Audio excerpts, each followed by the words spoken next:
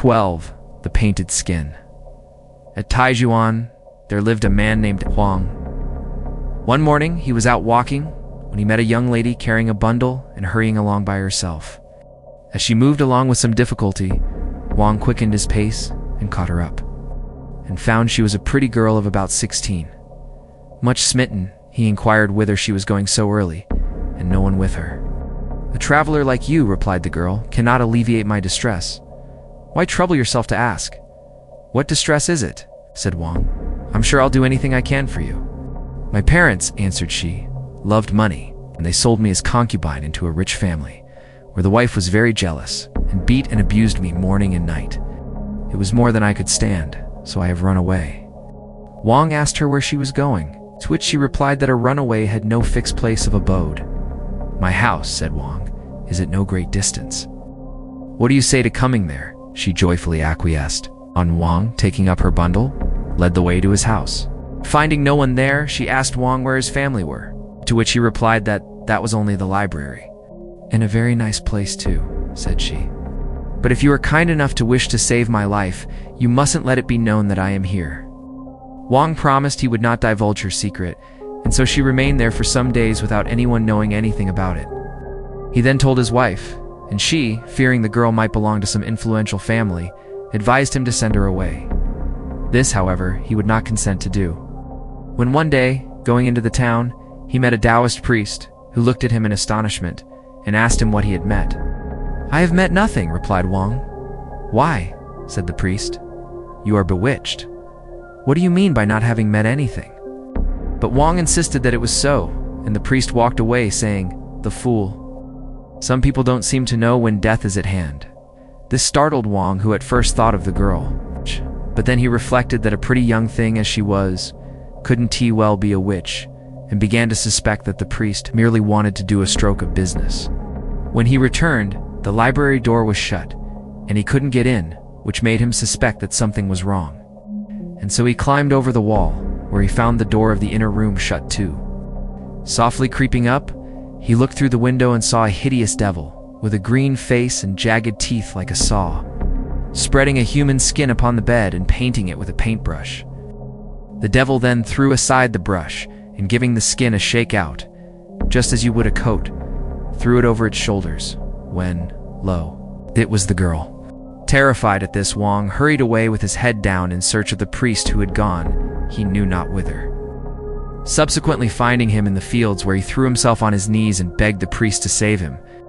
"As to driving her away," said the priest, "the creature must be in great distress to be seeking a substitute for herself. Besides, I could hardly endure to injure a living thing." However, he gave Huang a fly brush and bade him hang it at the door of the bedroom, agreeing to meet again at the Qing temple. Huang went home, but did not dare enter the library. So he hung up the brush at the bedroom door, and before long heard a sound of footsteps outside. Not daring to move, he made his wife peep out, and she saw the girl standing looking at the brush, afraid to pass it.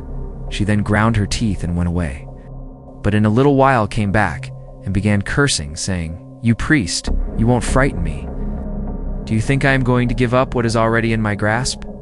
Thereupon, she tore the brush to pieces, and bursting open the door, walked straight up to the bed, where she ripped open Huang and tore out his heart, with which she went away. Huang's wife screamed out, and the servant came in with a light. But Huang was already dead, and presented a most miserable spectacle. His wife, who was in an agony of fright, hardly dared cry for fear of making a noise. And next day she sent Huang's brother to see the priest. The latter got into a great rage and cried out, "Was it for this that I had compassion on you, devil that you are?" Proceeding at once with Huang's brother to the house, from which the girl had disappeared without anyone knowing whither she had gone. But the priest, raising his head, looked all round and said, "Luckily she's not far off." He then asked who lived in the apartments on the south side, to which Huang's brother replied that he did, whereupon the priest declared that there she would be found. Huang's brother was horribly frightened and said he did not think so. And then the priest asked him if any stranger had been to the house. To this he answered that he had been out to the Qing temple, and couldn't he possibly say, "What?" But he went off to inquire, and in a little while came back and reported that an old woman had sought service with them as a maid-of-all-work, and had been engaged by his wife. "That is she," said the priest, as Wang's brother added she was still there. And they all set out to go to the house together. Then the priest took his wooden sword and, standing in the middle of the courtyard, shouted out, "Base-born fiend, give me back my fly brush." Meanwhile, the new maid-of-all-work was in a great state of alarm and tried to get away by the door. But the priest struck her, and down she fell flat. The human skin dropped off, and she became a hideous devil. There she lay, grunting like a pig, until the priest grasped his wooden sword and struck off her head. She then became a dense column of smoke curling up from the ground.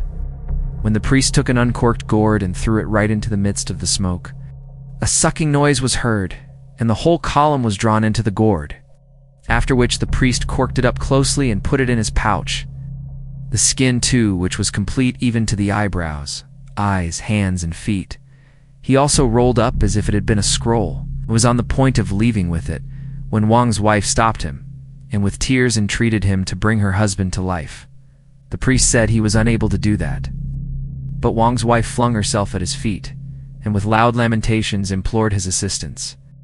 For some time he remained immersed in thought, and then replied, "My power is not equal to what you ask. I myself cannot raise the dead, but I will direct you to someone who can, and if you apply to him properly, you will succeed." Wang's wife asked the priest who it was, to which he replied, "There is a maniac in the town who passes his time groveling in the dirt. Go, prostrate yourself before him, and beg him to help you.